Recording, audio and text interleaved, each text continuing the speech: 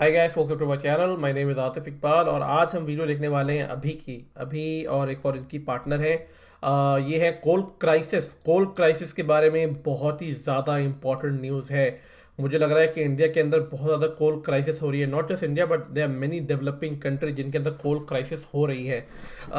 मैंने काफ़ी वीडियोस देखे हैं, न्यूज़ पढ़े हैं कि कैसे कोल क्राइसिस अब दिल्ली में भी शुरू होने वाला है। कितनी जगह स्टेट के अंदर लाइट जाना बंद हो गई है, लोगों से बोला गया है इलेक्ट्रिसिटी उतना या यूज़ ना करें जितनी ज़रूरत है। ये तो अच्छी बात है कि अब विंटर शुरू हो रहा है तो अभी लाइट नहीं भी आएगी तो लोग मैनेज कर लेंगे। अगर ये गर्मी का टाइम होता तो लोग पागल हो जाते हैं इंडिया में। तो लेट्स सी कि आखिर अभी क्या क्या बताना चाह रहे हैं। वैसे बड़ी अच्छी वीडियो बनाते हैं अभी और इनकी जो पार्टनर हैं, बहुत इंटरेस्टिंग होती है, काफ़ी नॉलेजेबल होती है और कम टाइम में काफ़ी अच्छी बात बताते हैं। चलो फिर चल के देखते हैं। और अगर आपको वीडियो अच्छी लगे तो मुझे ज़रूर कमेंट सेक्शन में जाके बताना। ठीक है, स्टार्ट करते हैं। 3 2 1 go. What if I tell you कि इस साल हमें दिवाली दियों की रोशनी में नहीं अंधेरे में गुजारनी पड़ेगी। भारत के पावर प्लांट्स में सिर्फ अगले 2 दिनों के लिए कोल रिजर्व्स हैं।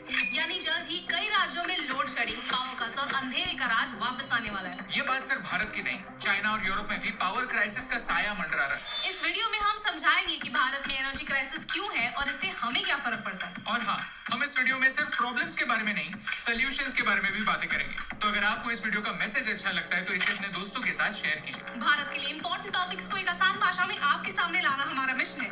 हमें सपोर्ट करने के लिए हमारे यूट्यूब चैनल को सब्सक्राइब कीजिए और इस बेल आइकन को प्रेस कीजिए। भारत में आज भी 52% इलेक्ट्रिसिटी कोल से बनती है। भारत दुनिया का 4th लार्जेस्ट कोल प्रोड्यूसिंग नेशन है, फिर भी भारत को कोल इंपोर्ट करना पड़ता है। हमारी डिमांड ही इतनी ज्यादा है। हम इंडोनेशिया, ऑस्ट्रेलिया और अफ्रीका के देशों से कोल इंपोर्ट करते हैं। पूरे देश में 135 थर्मल पावर प्लांट्स है और आइडियली ये प्लांट्स 15 से 30 दिनों का कोल स्टॉक अपने पास रखते हैं। लेकिन अब इनमें से कई थर्मल प्लांट्स ऐसे कह रहे हैं कि उनके पास सिर्फ अगले 4 दिनों का स्टॉक ही अवेलेबल है। लेकिन ये क्राइसिस क्यों? इसके 4 मेन रीजंस हैं। नंबर 1, राइजिंग कोल प्राइसेस। जैसे दुनिया भर में ऑयल प्राइसेस बढ़ रहे हैं, वैसे कोल के प्राइसेस भी बढ़ रहे हैं। फॉर एग्जांपल, इंडोनेशिया का कोल ग्लोबल बेंचमार्क माना जाता है। इस कोल की प्राइस पहले $45 थी और अब वो $125 की हो चुकी है। ऐसा क्यों? जवाब चाइना के पास है। चाइना में विंटर जो शुरू ही हो रहा है और कई एरियाज में पावर आउटेजेस हो रहे हैं। चाइना दुनिया की फैक्ट्री है और वहां की गवर्नमेंट उसे ज्यादा देर विदाउट इलेक्ट्रिसिटी रखना अफोर्ड नहीं कर सकती, तो वो जिस प्राइस पर मिले उस प्राइस पर कोल खरीद रही है और इसका इम्पैक्ट ग्लोबल इकोनॉमी पर हो रहा है। कोल इंडिया ने सोचा कि इन्फ्लेटेड प्राइसेस पर कोल खरीदकर इकोनॉमी पर प्रेशर डालने से कोई फायदा नहीं होगा। So they waited for the price to go down, जो कभी हुआ ही नहीं। Number 2, heavy rains. इस बार सितंबर के महीने में बहुत ज्यादा बारिश हुई है, जिसकी वजह से कोल माइनिंग पर इम्पैक्ट हुआ। Coal mines were flooded with water, तो डोमेस्टिक कोल प्रोडक्शन लो है। Number 3, India's power sector. Coal India के फॉर्मर सेक्रेटरी ने एक्सप्लेन किया कि गलती हमारे एंटायर पावर सेक्टर की है। नए माइन स्टार्ट करने के लिए कोल इंडिया के पास पैसे नहीं है। पावर जनरेटिंग कंपनीज के 20,000 करोड़ कोल इंडिया को देने बाकी हैं। डिस्ट्रीब्यूटिंग कंपनीज के 1,10,000 करोड़ पावर प्लांट्स को देने बाकी है। इस सिचुएशन की वजह से हर एक प्लेयर पर अलग अलग कंस्ट्रेंट्स हैं। Number 4, rise in demand. Last year pandemic की वजह से ऑफिसेस क्लोज थे तो डिमांड कंट्रोल में थी, लेकिन अब इकोनॉमी खुल रही है। 2019 के कंपैरिजन में हमारी इलेक्ट्रिसिटी की डिमांड ऑलमोस्ट 20% ज्यादा है। प्लस ऑलमोस्ट 3 करोड़ घरों में पहली बार इलेक्ट्रिसिटी पहुंची है, तो नेचुरली डिवाइसेस बढ़े हैं और इलेक्ट्रिसिटी की डिमांड भी। These are actually good signs for the economy, but if we are not prepared for them, it could be a disaster. तो पावर कट्स कहां होने वाले हैं? पंजाब ने अक्टूबर 13 तक 3 आवर्स के लिए पावर कट्स ऑलरेडी अनाउंस किए। पावर प्लांट्स उनके 50% कैपेसिटी में ऑपरेट कर रहे हैं। वैसे ही राजस्थान में भी डेली 1 आवर के पावर कट्स होने वाले हैं। केरला को सेंट्रल गवर्नमेंट से आने वाली पावर में 15% रिडक्शन हुआ है। तमिलनाडु, आंध्र प्रदेश, महाराष्ट्र और देश की कैपिटल दिल्ली में भी पावर क्राइसिस होने के चांसेस हैं। अगर आप इन स्टेट्स में नहीं रहते तो आप लकी हैं, लेकिन पता नहीं कि ये लक और कितने दिनों के लिए चलेगा। But why can't we rely on कोल?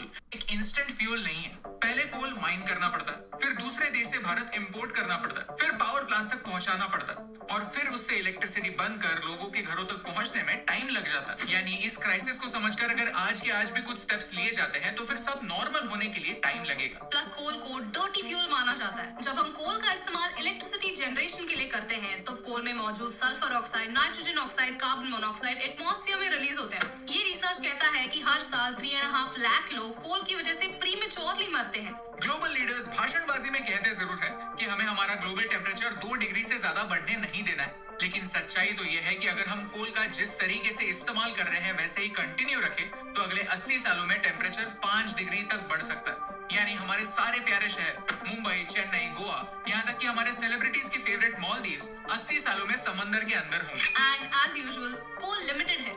आज हम कुछ न कुछ करके कोल का जुगाड़ कर ही लेंगे, लेकिन फिर भी 5-6 सालों के बाद यही क्राइसिस फिर से आएगा जैसे वो 2014 में भी आया था। सवाल ये है कि कब तक हम कोल जैसे ट्रेडिशनल कार्बन फ्यूल्स पर निर्भर रहेंगे। तो हम क्या कर सकते हैं? सॉल्यूशंस पर बात करते हैं। हमें कोल का इंपॉर्टेंस कम करना ही होगा। ये एनवायरनमेंट के साथ साथ हमारी इकोनॉमी के लिए भी लॉन्ग टर्म के लिए बहुत ज्यादा इंपॉर्टेंट है। Solution 1, solar energy. हमें रिन्यूएबल एनर्जी सोर्सेज को पुश करना ही होगा। शुरुआत छोटे से करते हैं। हमारे घरों के टेरेसेस खाली पड़े हैं, बड़े बड़े हाई राइज बिल्डिंग्स की छत और उतनी रियल एस्टेट वेस्ट हो रही है। क्या हम एटलीस्ट कुछ लेवल पर सोलर एनर्जी अपना सकते हैं? सरकार से नहीं तो सोसाइटी से ही सही, एक छोटी सी शुरुआत कर सकते हैं। एक 100 लीटर का सोलर वाटर हीटर 3000 से 4500 यूनिट्स इलेक्ट्रिसिटी हर साल बचा सकता है। यानी एक सोलर वाटर हीटर में इन्वेस्ट किया गया सारा पैसा हम सिर्फ 2 सालों में रिकवर कर सकते हैं। यानी उसके बाद आने वाला सारा गर्म पानी हमारे लिए फ्री है ना? Great idea. Solution 2, methane digesters.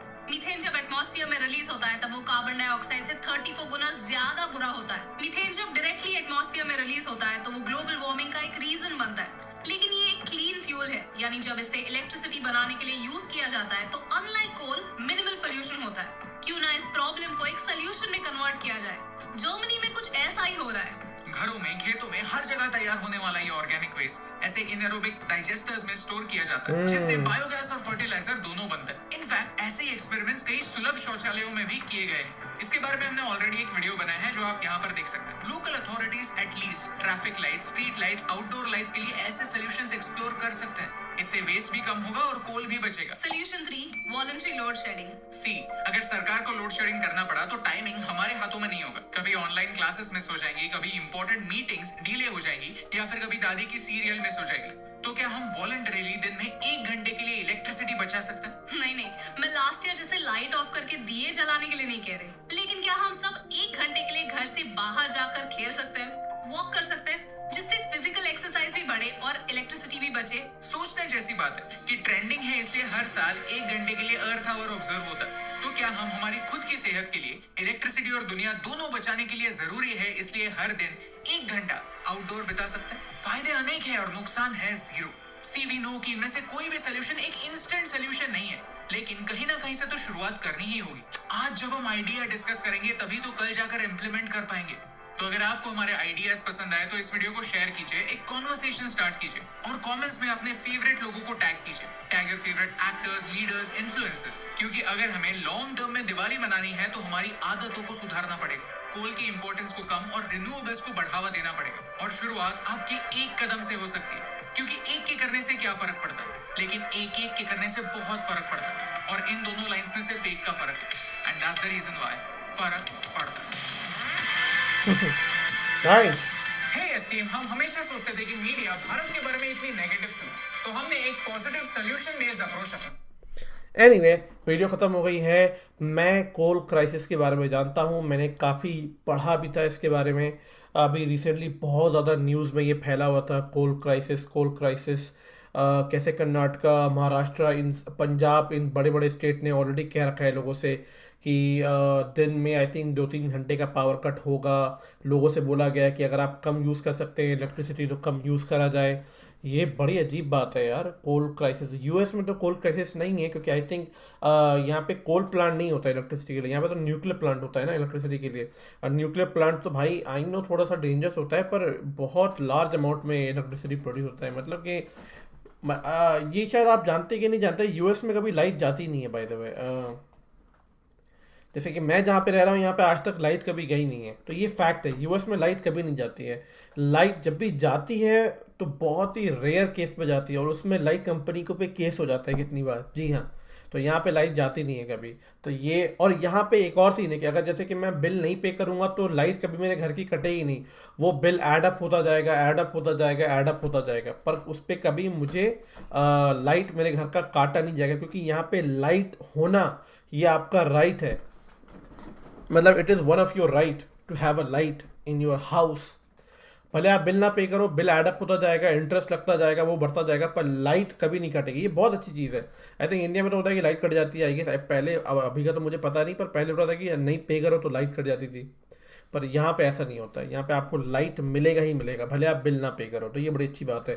बात रही कोल क्राइसिस की, तो ये सच बात है। बस आई एम जस्ट वेटिंग कि आखिर ये कितना बड़ा होगा और किस लेवल पे होगा। रीन्यूएबल एनर्जी, जैसे कि उन्होंने एक और वीडियो बताई थी कि एक ना डाइजेस्टर होता है, एरोबिक डाइजेस्टर और एनएरोबिक डाइजेस्टर होता है ये बेसिकली। तो एरोबिक डाइजेस्टर का जो बेसिकली एयर को लेके जो माइक्रोब्स होते हैं वो होते हैं, जो एनएरोबिक होता है जिसमें से ऑक्सीजन का कांटेक्ट नहीं होता है माइक्रोब्स में, उसमें बहुत सारे एक हाई लेवल पे गैस निकलता है, जिस गैस को रिन्यूएबल गैस बोलते हैं, उसको हम यूज़ कर सकते हैं। ये मैंने बहुत बहुत साल पहले पढ़ा था, अपने बायोटेक्नोलॉजी के कोर्स में पढ़ा था मैंने ये, तो वही यहाँ से याद आ गया। Bye the way let's see, I think मुझे यार, क्योंकि इंडिया में इतने लार्ज नंबर पे कंज्यूमर हैं कि अगर हम चाहे जितने लेवल पे रिन्यूएबल सोर्सेस लगा लें, ये विंड लगा लें या टर्बाइन लगा लें, जितने भी नेचुरल रिसोर्स ऑफ इलेक्ट्रिसिटी हैं, हम इतने लार्ज नंबर ऑफ पॉपुलेशन को दे नहीं पाएंगे। पर अगर हम जैसे कि ये कर सकते हैं कि अगर मान लो कि हमारे कंट्री के अंदर 60% रिन्यूएबल एनर्जी से हो रहा है इलेक्ट्रिसिटी, 40% कोल पर डिपेंडेंट होंगे, तो कितना फ़ायदा होगा, ऐसे करके फिर रिड्यूस हो जाएगा। क्या इंडिया में न्यूक्लियर पावर आएगा? ये बड़ा अजीब है, क्योंकि क्या इंडिया के अंदर न्यूक्लियर पावर है इलेक्ट्रिसिटी का? मुझे पता नहीं, अगर हो तो बताना। मुझे जितना याद है नॉलेज में है कि न्यूक्लियर पावर नहीं है इंडिया में फॉर द इलेक्ट्रिसिटी पर्पस। अगर है या आगे होगा, लेट मी नो क्या सीन होता है इसका, मुझे पता नहीं है। क्योंकि न्यूक्लियर पावर प्लांट बहुत ज़्यादा डेंजरस भी हो, जैसे कि जापान में आपने सुना है कि एक बार कभी कभी टोर्नेडो, ये फ्लड आया या कुछ हुआ, हरिकेन आया या सुनामी आ गया, तो कि न्यूक्लियर प्लांट में वो हो जाता है, और इसलिए इट्स वेरी रिस्की। तो it need to be very protected. India में है मुझे नहीं पता, अगर आई गेस नहीं है, अगर है तो मुझे बताना कमेंट सेक्शन में। मैं आपसे ये रिक्वेस्ट कर सकता हूँ कि आप प्लीज़ इलेक्ट्रिसिटी कम से कम यूज़ करें। इसका सबसे बड़ा रीज़न ये भी है कि विंटर आ गया है, तो अभी उतनी गर्मी लगेगी भी नहीं है आपको।